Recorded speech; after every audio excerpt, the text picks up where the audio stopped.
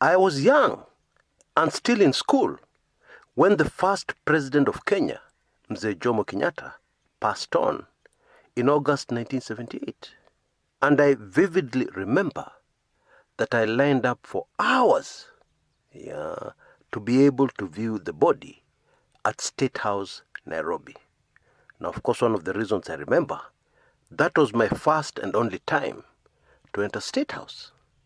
And now, 42 years later, we have a similar scenario. Only that the second president of the Republic of Kenya had already retired by the time he passed on. But the real huge difference between number one and number two departing from this world, the numbers refer to the first and second presidents of Kenya, is that there wasn't anywhere near the same kind of drama we're witnessing with number two. And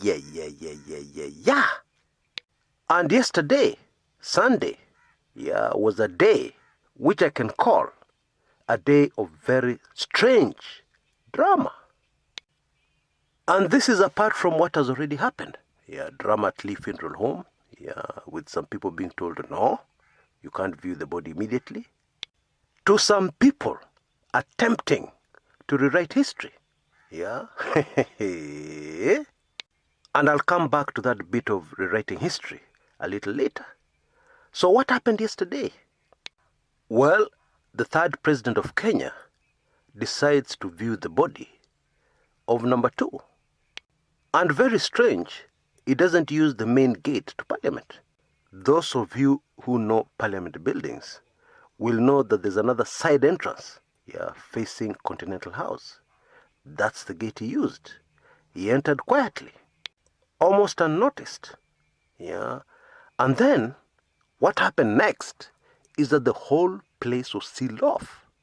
Members of the public, who have been viewing the body, were told, ngoja. Even some security personnel, like the National Youth Service chaps, were told to go outside. Only a few select members of the military remained. And this viewing lasted about 30 minutes. And then after that, the former president had a brief meeting with members of Mwai's family. Specifically, his sons were in politics. Raymond Mwai, who's a legislator, and Gideon Mwai, who's a senator. What was that all about? But that was not all. Number 4, President Uhuru Kenyatta dodged his security detail and drove himself to Parliament buildings. He did not enter to view the body. But those who had not noticed that the president had arrived did so when his security detail suddenly arrived in hot pursuit. As the president drove on to Nyayo Stadium, where the service for the late president will be held on Tuesday, tomorrow. What is going on? Now, the Kibaki mystery may be a little easier to figure out. Now, it is widely known by many Kenyans that the third president of the Republic of Kenya, Mwai Kibaki, has been having what may appear to be some health challenges. In 2017, we covered on this channel the former president's speech at the funeral of the Nyeri governor, Bwana Gachagua, where the former president made a speech that appeared to make no sense. Now, the African public has always been very fascinated by the office of the president. And quite often, especially in the past, they have lifted holders of this office to the status of demigods. But the truth is, presidents are normal human beings. And when humans get older, it is normal for them to face all kinds of health challenges. The organs of the body start to wear out after many years of use. And you may find that some old people start forgetting losing their memory, suffering from things like dementia, etc., etc. And the specific health challenges of number 3 have always been a very closely guarded secret. But the body language of those who are talking to number 3 at Parliament buildings yesterday, after I viewed the body, speaks volumes. And without any information from former President Mwai Kibaki's camp, we can at least start to get a rough idea of the possible reason why his viewing of the former president's body was made private. Press not allowed. Now, with President Uhuru Kenyatta, this is not the first time that he has dodged his security detail and opted to drive himself somewhere. He has done that a few times before. Although this time round, it has raised more than a few eyebrows. Because this is Africa. People are very superstitious. And we are mourning. We're in mourning. And getting prepared for a burial.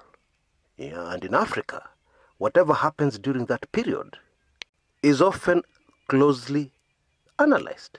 Especially if it's something a bit out of the ordinary. It will definitely get analyzed. And all kinds of conspiracy theories and other theories will fly around. But of course, it makes the work of trying to describe what happened to the superstitious lot much more difficult, because these two incidences happened on the same day, Sunday, yesterday. Anyway, let me quickly touch on a question that a lot of you have been asking me. Indeed, many of you have been demanding, Chris, why are you stuck on this small issue? Why don't you analyze politics, other issues, other political issues unfolding in our country? Well, my simple answer to that question is what politics? What is unfolding? Because in case you have not noticed, politically, everything is on hold until after the burial of number 2. I can hear somebody saying, no, Chris, that is not exactly correct, because we have the upcoming Jubilee meeting of legislators, or Jubilee parliamentary group meeting that is coming up on Friday. And definitely that one is going to be very, very hot. You must analyze and bring us up to speed. One thing I've learned from my long experience covering politics is the fact that everything is connected. And if you're an analyst and you want to separate issues and incidences, you'll always run into problems. Chances are very high that you'll end up getting it wrong. Number 2, in politics, a day is a very long time. And attempting to analyze something very deeply, the way we do on this channel, prematurely, could easily lead to a situation where you end up with egg on your face as an analyst. Number 3, it is wise to use what will happen at the funeral of number 2, which is scheduled for Wednesday, and indeed what will happen at the service tomorrow at Nyayo Stadium, to make better sense of the political developments that will follow after Wednesday. And by the way, although you should get excited about the Friday Jubilee meeting, you shouldn't get too excited. Why? Because first of all, it's not a parliamentary group meeting. This has been made very clear by the Secretary General of the Jubilee Party, Raphael Tuju. This is a meeting of Jubilee legislators. The huge difference is that the party leader does not have to be there. And of course, if the president, who is the party leader, does not attend, that will change a lot of things. But admittedly, it will still be a popcorn moment, because the first question that comes to mind is who will chair the meeting in the absence of the president? Will it be his deputy? Wah. You get my drift. Because we have a situation where the president and his deputy are on very different camps. Hii Kenya yetu. They're on very different camps. They're on opposite sides of the political divide. Now, in case you're a foreigner, a visitor to Kenya, unfamiliar with Kenyan politics, I'm sure your question is, how does that happen when people are in the same political party and indeed serving the same government, because that political party is a ruling party? My very honest and sincere answer to you, I have no idea. Now, it is very interesting and fascinating, and in my view, not a good thing, the way politicians use burials and funeral services to push their agenda, and their political objectives. Funerals are supposed to be a time of deep reflection. They're supposed to be a time to console those who have been bereaved, left behind. The way we achieve these objectives in Kenya is by exciting the mourners, introducing politics. And that is after telling lies about our relationship with the deceased. Although in some funerals, politicians don't even bother to do that. They dive straight into politics. And it is impossible to stop them. In fact, I can guarantee you, at Mwai's funeral, there'll be plenty of politics. How do I know this? The answer is so simple. Mwai was a politician. He was also a serious farmer. But obviously, focus will be on his political life, his political career. And of course, politicians are going to use the opportunity, talking about Mwai's political life, to link it to something, a story, that will give them more political points going forward. Mwai alikuwa mtu wa amani. Mwai alikuwa mtu wa peace, love and unity. Angekubali hii upuzi ya team Kieleweke versus team Tangatanga. Na sisi kama team Tangatanga tunashangaa vile team Kieleweke wamekuwa wakitupiga kila siku. Something like that. Notice, I started with Mwai's life, but then I quickly moved into a situation where I would comfortably, effortlessly throw barbs at the other side, politically. Of course, it will not be that obvious. Many times it's not that obvious. The barbs will be implied. Just watch what happens. There'll be a lot of implied barbs by politicians. And that's normal in Kenya, unfortunately. And this will unfold even in the midst of people saying that the best way to honor, number 2, is for people to forget their political differences. Very good point. But you tell me, is that possible in politics anywhere in the world? If you really understand politics, is it possible for people to bury their political differences? It isn't. And of course, we should also expect a lot of people rewriting history and telling us some clever lies. Just before I came in to make this video, I read a very interesting headline where it says that allies of the former president, President Mwai, are saying that after the assassination of J.M. Kariuki in 1975, Mwai was supposed to have been next.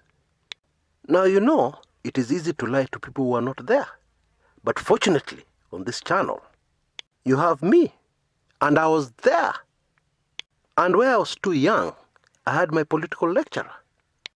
Now, the reason why that headline is pure lies is because shortly after the assassination of J.M. Kariuki in 1975, a group emerged that came to be called the Change the Constitution movement.